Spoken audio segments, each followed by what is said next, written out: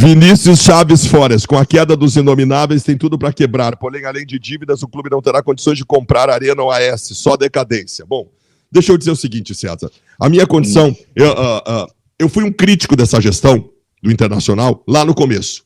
E o ponto base da minha crítica era uma análise de que não estavam sendo atendidos os anseios dos torcedores. O que era o anseio do torcedor na primeira decisão que esta direção tinha que tomar? Era a manutenção de Abel Braga. Esse era o primeiro anseio do torcedor, que de uma forma mágica levou um Inter que ninguém mais acreditava quase a um título brasileiro. E a direção não atendeu o anseio do torcedor. Ela contrariou o anseio do torcedor e ter tomado esta atitude... Gol do Esporte? Gol do Esporte. Deixa eu ver aqui. Cuida que estão mentindo muito na live aí. O pessoal do chat mente bastante. Tá vendo na TV? Não, na TV. Bom, esse resultado é bom pro Grêmio, né? Gol do Esporte. Deixa eu ver na tabela aqui. O cara roubou a bola no meio campo, aí entrou um contra-ataque. Sempre esses caras querendo sair com a bola, sabe, Baldo, assim? Sim, essa saída de bola. Tu gosta muito, saída de bola. Então, eu vou analisar a tabela depois contigo. Só deixa eu te dizer. Não tem nem VAR. Nem, aquele gol nem VAR vai ter. Tá, então deixa eu te dizer o seguinte. Alessandro Barcelos não atendeu o anseio do torcedor lá atrás. Quando se avizinhou esse Grenal, quando a situação do Grêmio foi se desenhando da forma como ela está hoje, e se avizinhou este Grenal, a torcida do Internacional estabeleceu um anseio, César.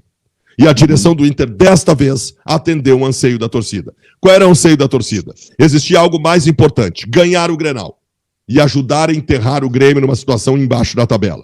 E o Internacional largou o brasileiro. 3, 4 rodadas antes do Grenal, o Inter só se preservou. Era o Patrick preservado no jogo, Dourado no outro, Sarabia no outro, galera forçando o terceiro amarelo para estar todo mundo inteiro pro Grenal, e o Inter cumpriu o seu objetivo. E atendeu o anseio da torcida, ganhou o Grenal. Eu acho tudo isso lindo. É o que eu queria. Eu vejo muita gente, muito jornalista da praça, fazendo 1001 teses, né, do que o Inter deve ou não deve fazer, completamente desconectos da coisa que é mais importante e a essência básica do futebol, que é atender o anseio do torcedor. César, tu falou um negócio antes, e eu quero dar um carteiraço aqui. Não em ti, porque tu entende o anseio do torcedor.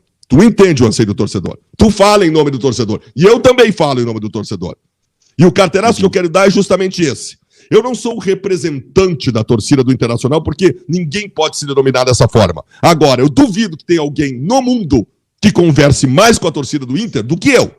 Não, com certeza absoluta. Duvido que tenha alguém no planeta Terra que vê mais a opinião dos colorados, que tem mais contato com colorados do planeta do que eu. Então, eu sei o que está acontecendo neste momento. Eu sei que eu fiz uma live ontem ao final de Inter e Cuiabá, que a torcida do Inter estava feliz. Pela derrota para o Cuiabá, que até eu não concordo, porque eu acho que não era adversário, e pelos resultados paralelos, eu sei disso. Só que, César, em algum momento, eu vou ter que sentar com essa dezena de milhares de colorados. Eu vou ter que fazer uma roda com eles. E eu vou ter que dizer, beleza, pessoal. Ou o Grêmio caiu, ou o Grêmio não caiu. Isso aqui daqui 10 dias define, César. Daqui 10 dias nós sabemos se o Grêmio caiu ou se o Grêmio tem chance de escapar. Se o Grêmio fizer 3 vitórias em sequência aí, principalmente podendo vencer o Bahia lá, considerando, né? Então é isso que eu quero te dizer. Em algum momento, nós colorados... Eu preciso fazer uma pergunta nessa... Deixa eu só terminar. Em algum momento, nós colorados vamos ter que sentar e vamos ter que dizer o seguinte, pessoal, maravilha, o Grêmio tá aí com a sua situação, nós estávamos preocupados com isso, beleza. Só que e nós? E o nosso ano medíocre? E o nosso ano vexatório? Pela primeira vez em muitos anos, nós não brigamos por título nenhum. E o nosso ano em que o vice de futebol tem dito que o Inter está numa situação confortável e comemora a 6ª colocação. Um ano em que nós não conseguimos avançar em Copa do Brasil e Libertadores. Um ano que em julho nós não tínhamos mais chance de título em nada. César, em julho o Internacional não tinha mais chances de título nessa temporada. Em algum momento nós colorados vamos ter que discutir isso. Porque, César, para terminar, se o Grêmio for rebaixado, o Internacional ganha paz e tranquilidade para trabalhar, mas não ganha competência. Não vai dar o rebaixamento do Grêmio não vai dar competência para o Internacional. Ele vai ter que ter competência para fazer um 2022 completamente diferente desse medíocre ano de 2021. Sim. Eu queria te fazer uma pergunta, e aí aqui nós temos quase 4.000 pessoas com a gente agora, e a pergunta que eu queria fazer é o seguinte, e vamos pegar 2 estágios aqui da nossa relação entre Grêmio Internacional, aqui do meu conflito contigo do ponto de vista esportivo afetivo. Durante muito tempo, vocês buscaram a Libertadores. A ambição era a Libertadores. Por quê? O Grêmio tinha vencido lá em 83, porque se a gente pensar, por exemplo, o Grêmio vence o Campeonato Brasileiro de 81, não muito depois do Inter vencer em 75, nós estamos falando de 6 anos depois. Aí o Grêmio ganha aquela Libertadores. E o Inter fica muito tempo sem conseguir se juntar ao Grêmio lá, vamos lá, pegando a grosso modo, tá? Só que no meio desse caminho, o Grêmio tem uma queda para a segunda divisão. O Grêmio tem o 91, que vem a ser alguns anos também depois do título da América. O Grêmio tem um rebaixamento. A partir dali, a ambição do gremista passou a ser, cara, eles têm que cair, velho. Entendeu? Eles têm que cair. E isso só foi acontecer, Baldasso, 25 anos depois. Mas o Inter caiu. Eu tenho um pouco de dificuldade de entender que a flauta do Inter é o rebaixamento do Grêmio.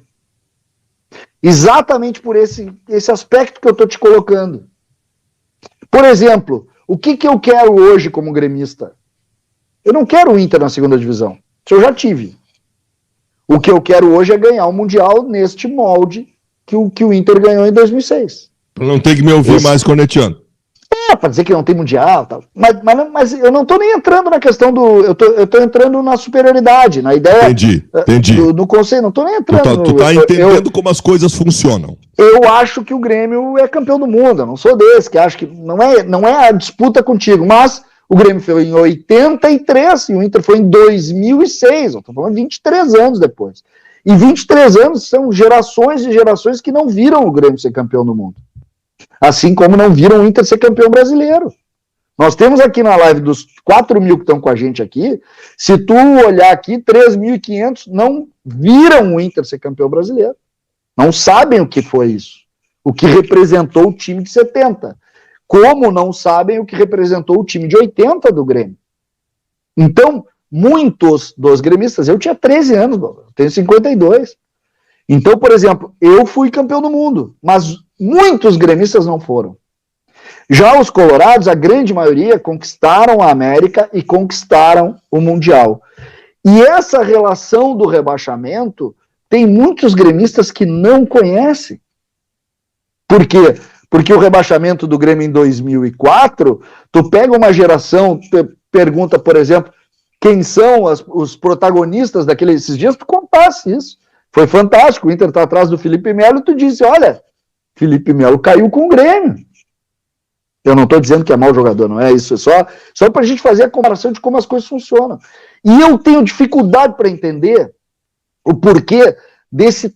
Eu não sei se foi o recente rebaixamento, pode ser isso, tu que vai me dizer, mas por que essa loucura pelo rebaixamento do Grêmio que eu estou vendo, e que aí entro claramente, não é só na relação do torcedor e da tua relação com o torcedor, é do Inter. Eu nunca tinha visto, por exemplo, até o Meneghetti citou com muita propriedade no Donos da Bola, logo depois do Grenal, ele disse, eu não lembro de ter visto os jogadores claramente posicionando, e depois do jogo, que vão fazer tudo para o Grêmio ser rebaixado.